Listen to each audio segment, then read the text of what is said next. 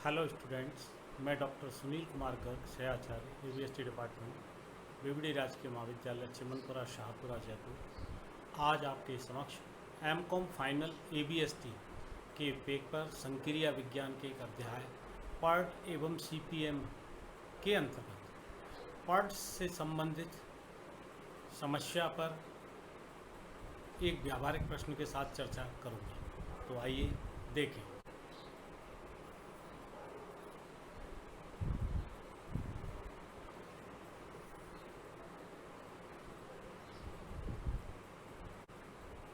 आपकी स्क्रीन पर यह एक क्वेश्चन दिया हुआ है, मैं इसको पढ़ देता हूँ। पहले क्वेश्चन आधा पार्ट यहाँ है, आधा पार्ट अगली स्लाइड में, फिर अपन चर्चा करेंगे हल की। नीचे तालिका में एक परियोजना से संबंधित क्रियाओं के लिए विभिन्न समय अनुमान दिए गए हैं।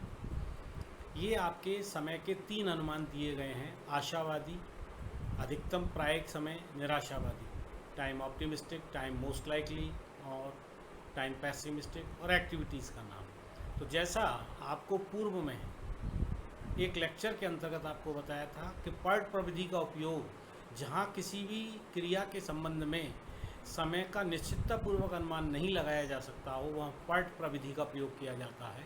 इस पर्ट प्रविधि के अंतर्गत समय के 3 अनुमान लगाए जाते हैं और ये तीनों अनुमान हमें समय के अनुमान आपको लगे हुए दिए हैं, यह क्वेश्चन में दिया हुआ है। तो ये क्रियाएँ हैं 1 से 2, 1 से 3, 2 से 4, 3 से 4, 2 से 6, 4 से 5, 4 से 6, 5 से 7, 6 से 7, और इन सभी क्रियाओं के तीनों समय अनुमान इनके आगे दिए हुए हैं। फिर वो आगे आपसे पूछते हैं, नंबर 1, परियोजना के लिए तंत्र चित्र बनाइए। दूसरे नंबर पर आपसे पूछते हैं बी में, प्रत्येक क्रिया की प्रत्याशित अवधि व विचरण ज्ञात कीजिए। एक्सपेक्टेड टाइम, ये दूसरे नंबर पर आपको पूछा है। Calculate the expected time and variance of each activity. Third number आपसे पूछा है चरम पथ की प्रत्याशित अवधि एवं प्रसरण ज्ञात कीजिए, ये सी पॉइंट में है। डी में पूछा है आपसे प्रत्येक घटना का प्रसरण ज्ञात कीजिए। ई पॉइंट के अंतर्गत आपसे पूछा है कि परियोजना के 23 सप्ताह वह 29 सप्ताह में पूरे होने की प्रायिकता ज्ञात कीजिए। ठीक है, यानी आपको परियोजना के इन 2 अवधि में समय अनुमान दिए हैं। 23 सप्ताह का अगर अनुमान हो तो, और 29 का अनुमान हो तो परियोजना के पूरा होने की क्या प्रायिकता है ज्ञात करना है। फिर आपसे पूछते हैं नेक्स्ट में, यदि परियोजना को पूरा करने की अवधि 27 सप्ताह निर्धारित की जाए तो इस अवधि में परियोजना के पूरा ना होने की प्रायिकता ज्ञात कीजिए। इंग्लिश में लिखा है project due date is 27 weeks. तो यहाँ ड्यू डेट दे रखी है 27 वीक्स, और 27 वीक्स में ऊपर वाले ई पॉइंट में तो पूछा परियोजना के पूरा होने की प्रायिकता उस अवधि में, इसमें पूछते हैं इस अवधि में परियोजना के पूरा ना होने की प्रायिकता। एंड देन नेक्स्ट है विभिन्न प्रकार की डील की अवधियों का परिकलन करिए। और लास्ट है चरम पथ के निकटतम पथ की क्रियाओं के पूरा होने की प्रायिकता ज्ञात करिए। तो ये इस तरह से ए से एच तक के क्वेश्चन आपको दिए हुए हैं और इन सारे क्वेश्चंस का जो है हमें उत्तर निकालना है, और जो प्रोजेक्ट के तीनों अनुमान दिए हुए हैं प्रत्येक क्रिया के, उसके आधार पर चित्र, और यह परियोजना का तंत्र चित्र दिया हुआ है। चूँकि पिछली स्लाइड जो थी क्वेश्चन स्लाइड, उसमें आपको दिया था, मैं उस क्वेश्चन स्लाइड से ही वापस से एक बार आपको पढ़ रहा हूँ। एक्टिविटीज़ को आप मैच करें। 1 से 2, 1 से 2 नीचे ले ली, 1 से 3 ऊपर ले ली, 2 से 4 और 3 से 4। तो नीचे 2 से 4 को ऊपर ले गए और 3 से 4 को आगे जाके मिला दिया, तो 4 पे एक तरह से बंद हो गया ये। फिर आपसे पूछते हैं, कहते हैं 2 से 6, तो नीचे 2 से 6 एक एक्टिविटीज़ क्रिएट कर दी। फिर 4 से एक एक्टिविटीज़ 5, तो 4 से 5 ऊपर चली गई, और 4 से फिर एक एक्टिविटी रखी है 6, वो नीचे आके अपन ने मिला दी 6वें पॉइंट पे। 4 से 6 और 2 से 6 मिल गई।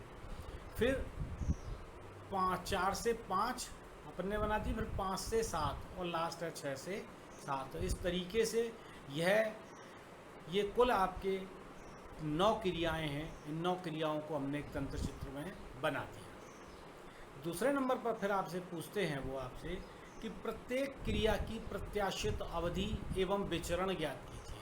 बहुत इंपॉर्टेंट है। जब इसकी थ्योरी आपको बताई थी, उस थ्योरी में मैंने आपको वहाँ बताया था कि प्रत्येक क्रिया की प्रत्याशित अवधि, जब पर्ट विधि के अंतर्गत समय के 3 अनुमान हर एक क्रिया के लिए लगाए जाते हैं और उन तीनों अनुमानों के आधार पर एक्सपेक्टेड टाइम ज्ञात किया जाता है।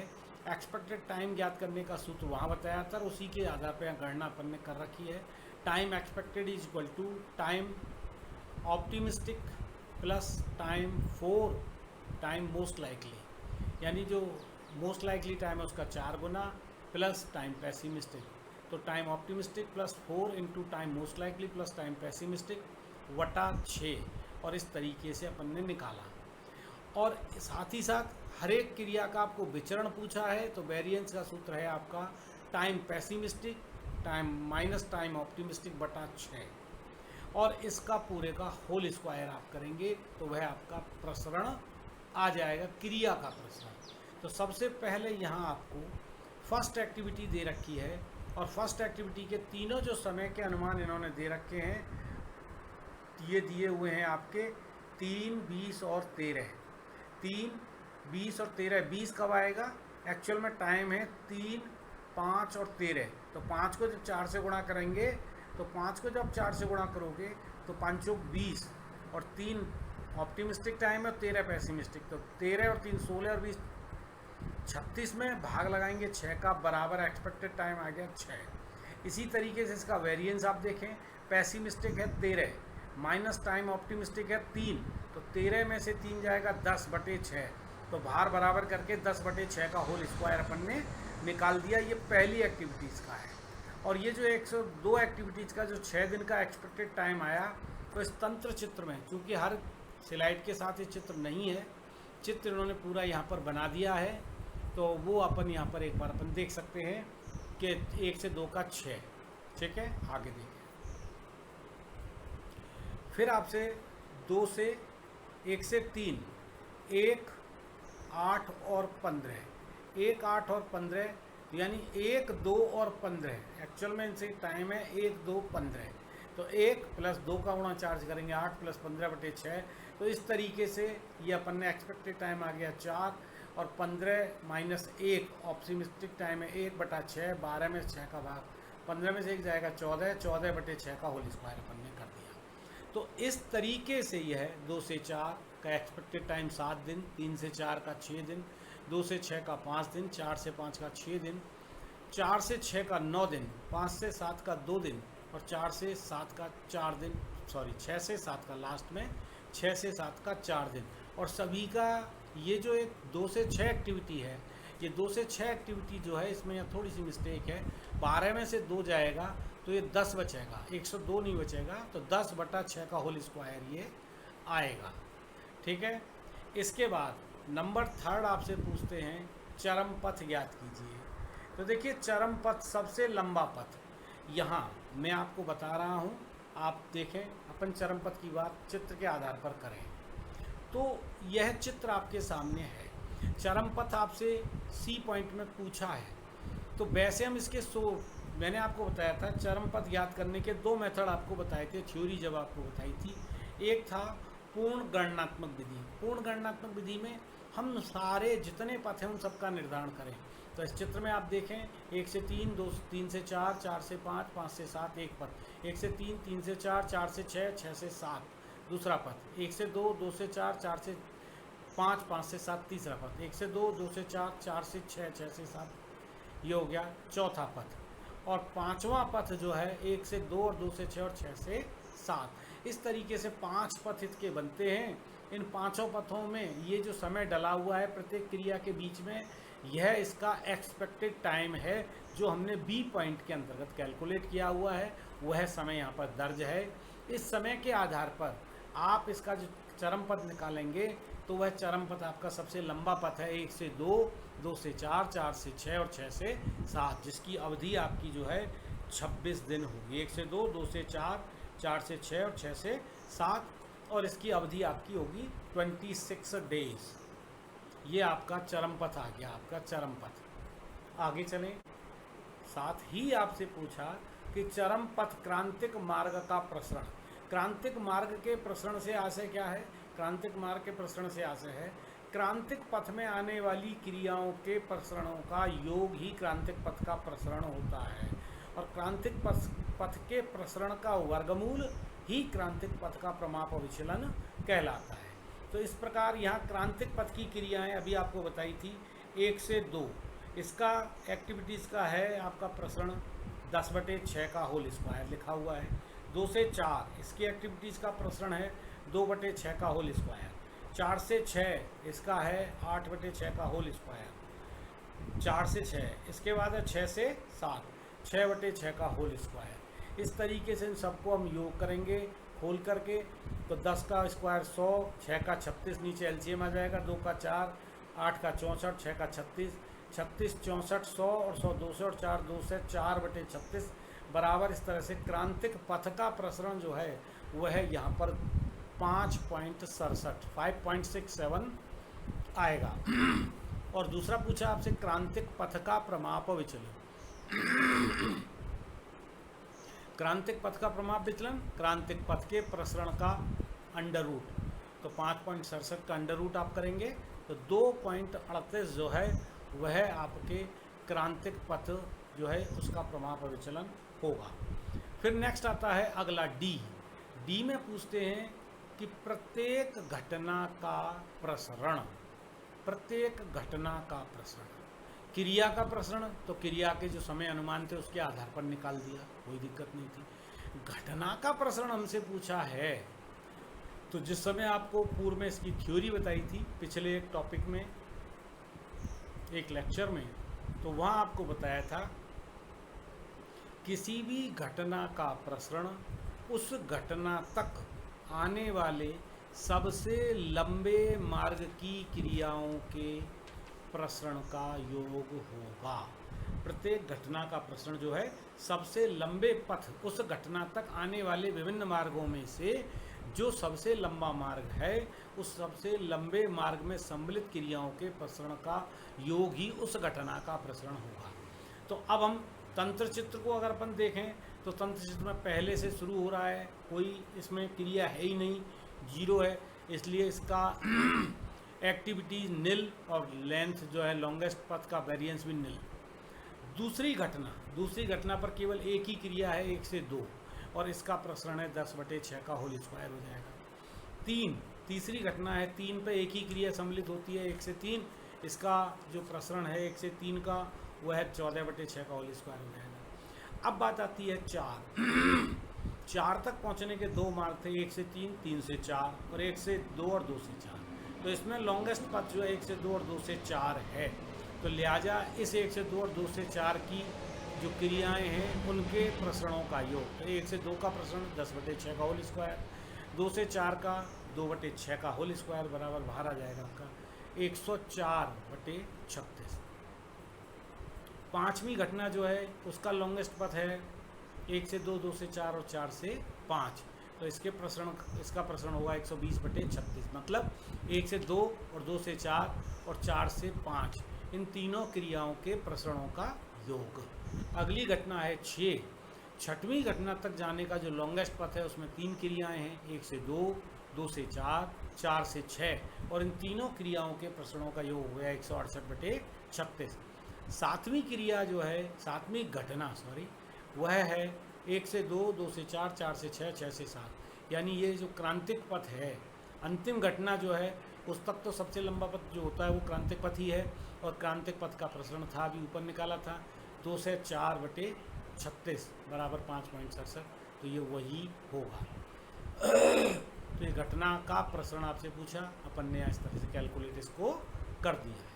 आइए अब ई पॉइंट जो क्वेश्चन का था उसमें पूछते हैं कि भाई 23 और 29 सप्ताह में परियोजना के पूरा होने की प्रायिकता ज्ञात कीजिए। यानी कहने का मतलब है 23 सप्ताह में और 29 सप्ताह में। ध्यान रखेंगे कि इस परियोजना का औसत समय जो है वह क्या है, तो इसलिए यहाँ x बार जो है वह 26 दिन का होगा।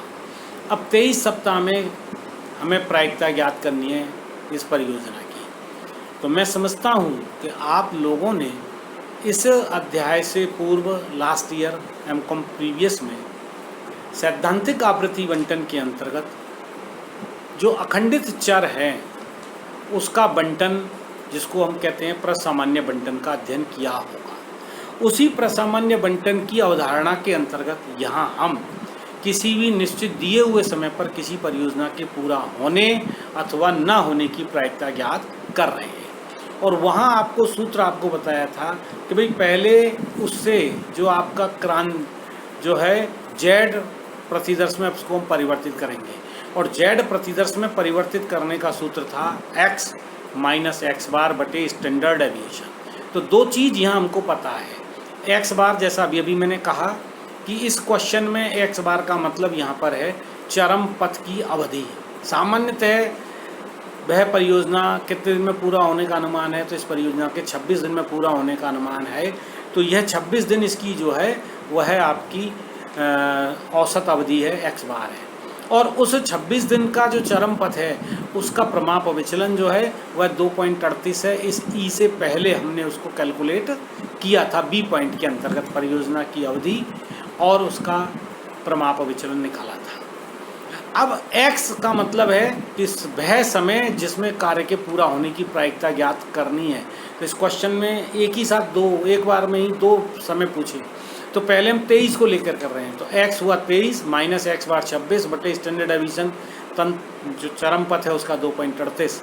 तो 23 में 26 माइनस 3 बटे 238 माइनस 1.2605 इसका जेड ट्रांसफॉर्मेशन आया। जेड वैल्यू आई इसकी 1.265। आपको ध्यान होगा वहाँ जब सामान्य बंटन पढ़ते हैं तो एक क्षेत्रफल की सारणी होती है जेड टेबल जिसको अपन कहते हैं। उस जेड टेबल में के अंतर्गत जेड टेबल की सहायता से हम जेड की वैल्यू 1.26 पर इसका क्षेत्रफल ज्ञात कर लेंगे, और वहाँ इसका जेड बराबर 1.26 के लिए जो क्षेत्रफल है वह है जेड बराबर 1.26 के लिए है 0.3962। अब आप कल्पना करें एक प्रसामान्य बंटन जो है वह आपका बना हुआ है, और प्रसामान्य बंटन के केंद्रीय अक्ष पर यानी सेंटर में उसका 26 दिन की अवधि है। परियोजना की औसत अवधि 26 दिन है, और 23 दिन की अवधि उसके 26 दिन के बाद बाईं तरफ पड़ेगी। क्योंकि 0 से हमारा ऑर्डिनेट शुरू होगा, एक्स एक्सिस 0 से अगर शुरू होगा तो 0 1 2 3 4 5, तो माध्य में 26 है तो 23 उसके बाईं तरफ आएगा, और 26 से ज़्यादा की अवधि होगी तो दाईं तरफ होगी। तो लिहाजा उस माध्य कोटि से 23 तक का क्षेत्रफल जो है, ये जो जेड पर हम जो क्षेत्रफल देखते हैं वह माध्य कोटि से दिए हुए x की वैल्यू तक का क्षेत्रफल बताती है सारणी। तो यहाँ माध्य से 26 से लेकर 23 तक का क्षेत्रफल तो है 0.3962, और उसके दाहिनी ओर का क्षेत्रफल है 0.5। चूँकि माध्य कोटि से प्रसामान्य बंटन ऐसा होता है जिसका चित्र घंटीनुमा होता है, और उस पूरे क्षेत्र को 2 बराबर के भागों में बांट देता है। तो हम 0.5 बाईं ओर का क्षेत्रफल कहलाता है, 0.5 दाहिनी ओर का। तो दाहिनी ओर का क्षेत्रफल 0.5 और माध्य कोटि से 23 x तक का क्षेत्रफल 0.3962 दोनों जोड़ दिए तो वो हो गया हमारा 0.8962। और पूरा क्षेत्रफल पूरे चित्र के अधीन क्षेत्रफल है 0.5 बराबर 1 में से इसको टोटल क्षेत्रफल राइट साइड का घटा दिया तो 0 से लेकर के x बराबर 23 तक परियोजना पूरी होने की जो प्रायिकता है वह दशमलव में आई 0.1038, और परसेंटेज में पूछेगा तो 100 से गुणा करेंगे 10.38% प्रायिकता होगी।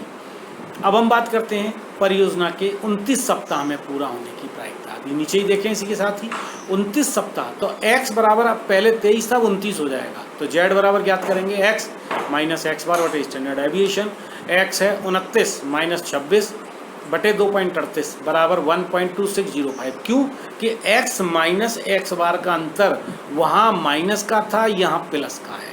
कहने का मतलब यह है कि यह माध्य कोटि से उस पर्टिकुलर, अब चूँकि 29 की वैल्यू जो है वह माध्य कोटि के दाहिनी ओर पड़ेगी, और माध्य कोटि से x बराबर 29 तक का क्षेत्रफल वही 1.26 के लिए देखेंगे जेड सारणी से, तो वो भी वही मान आएगा जो ऊपर आया 0.3962 माध्य कोटि से आया। और 0 से लेके माध्य कोटि का बाईं ओर का क्षेत्रफल जो था 0 से लेके माध्य कोटि तक का वह 0.5 में 0.3962 जोड़ेंगे तो 0 से लेकर के x बराबर 29 तक का क्षेत्रफल हो गया 0.8962 और यही 29 सप्ताह में परियोजना के पूरा होने की प्रायिकता है 0.8962 या 89.62%। अगर वो यहीं पर कई क्वेश्चन ऐसा होता है जिसमें कि वह आपसे पूछते हैं कि परियोजना के इस सप्ताह में पूरा ना होने की, तो हमने परियोजना 29 सप्ताह में पूरा होने की प्रायिकता 0.8962 ज्ञात की और ना होने की प्रायिकता क्या है, तो एक में से इसको घटा देंगे तो ये हो जाएगा 1.38% जो है इसके परियोजना के पूरा ना होने की प्रायिकता होगी 29 सप्ताह में। ठीक है, अगले क्वेश्चन की बात करते हैं एफ पॉइंट की। एफ पॉइंट में वह आपसे पूछते हैं, एफ पॉइंट के अंतर्गत कहते हैं कि यदि परियोजना को पूरा करने की अवधि 27 सप्ताह निर्धारित की जाए तो इस अवधि में परियोजना के पूरा ना होने की प्रायिकता। पहली बात तो यहाँ पर प्रोजेक्ट की जो ड्यू डेट आपको दे रखी है, वह प्रोजेक्ट की ड्यू डेट आपको दे रखी है 27 डेज वीक सॉरी।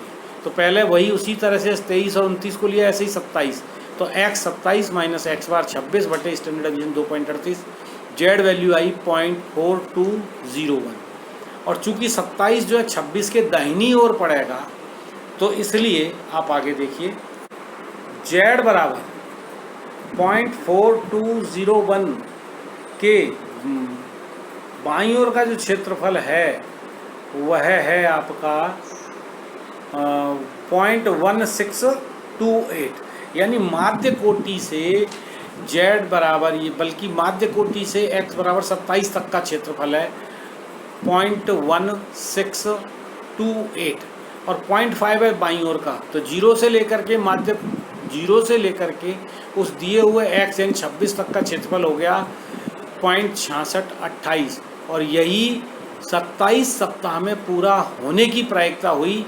66.28%। लेकिन क्वेश्चन में आपसे पूछते हैं कि 27 सप्ताह में परियोजना के पूरा ना होने की प्रायिकता, जैसा कि मैंने अभी आपको कहा कि भाई एक में से परियोजना के पूरा होने की प्रायिकता घटा देंगे तो एक माइनस 0.6628 घटा देंगे तो पूरा ना होने की प्रायिकता बचेगी 0.3372 और 33.72%। इस तरीके से यह आपका अगला क्वेश्चन हुआ।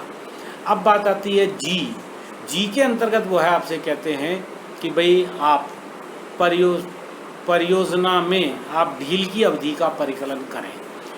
ढील की अवधि का परिकलन करने की वह पूरी प्रक्रिया आपको पूर्व में एक लेक्चर के अंतर्गत बताई थी, तो पिछले लेक्चरों को जब आप देखेंगे, सुनेंगे, पढ़ेंगे तो आपको वहाँ इसकी पूरी प्रक्रिया मिल जाएगी। आइए,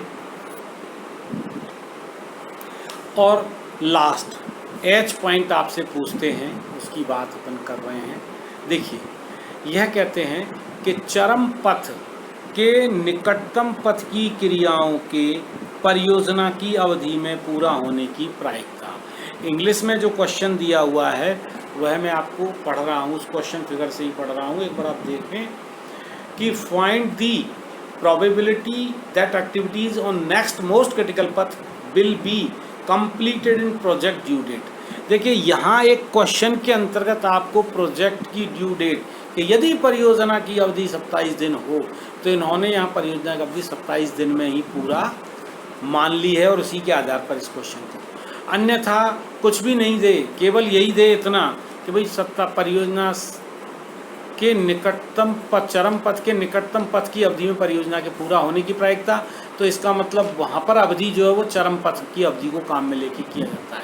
तो यहाँ पर आपका चरम पथ के निकटतम पथ जो है, जो आपको 5 पथ बने थे, उन 5 पथों में चरम पथ था 1 से 2, 2 से 4, 4 से 6, 6 से 7, जिसकी अवधि थी 26 दिन। निकटतम पथ है आपका 1 से 3, 3 से 4, 4 से 6 और 6 से 7 और इसकी अवधि जो है वो 23 दिन की है। अब इस 1 से 3, 3 से 4, 4 से 6 और 6 से 7 इस निकटतम पथ में आने वाली क्रियाओं का प्रसरण, तो 1 से 3 का प्रसरण 14/6 का होल स्क्वायर, 3 से 4 का 12/6 का होल स्क्वायर, 4 से 6 8/6 का होल स्क्वायर और 6 से 7 6/6 का होल स्क्वायर। इस तरीके से इन सब का योग जो है 12.22 हुआ और 12.22 का आपने स्टैंडर्ड डेविएशन निकाल लिया तो इसका प्रमाण विचलन हो गया 3.5। तो कहने का मतलब ये है कि यहाँ अब आपका एक्स बार एक्स बार है आपका 23 सप्ताह और जेड है स्टैंडर्ड डेविएशन है आपका 3.5 और एक्स जो है वो 27 सप्ताह आपको दिया हुआ था परियोजना की अवधि। तो इसके आधार पर हमने निकाला जेड का मान 27 माइनस 23। ध्यान रखेंगे यहाँ परियोजना के निकटतम पथ में पूछ रहा है कि चरम पथ के निकटतम पथ की क्रियाओं के परियोजना की अवधि में पूरा होने की प्रायिकता। तो इस तरीके से हमने 23 और 3.5 को लेके किया 27 माइनस 23 बटे 3.5। जेड आया 1.14।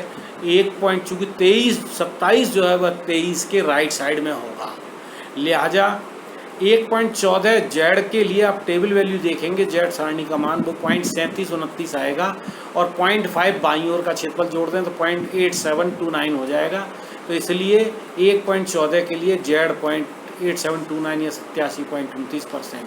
तो 27 दिन में परियोजना की ड्यू डेट में चरम पथ के निकटतम पथ की क्रियाओं के पूरा होने की प्रायिकता जो है 87.29% होगी। मैं समझता हूँ आपके समझ में आया होगा। धन्यवाद।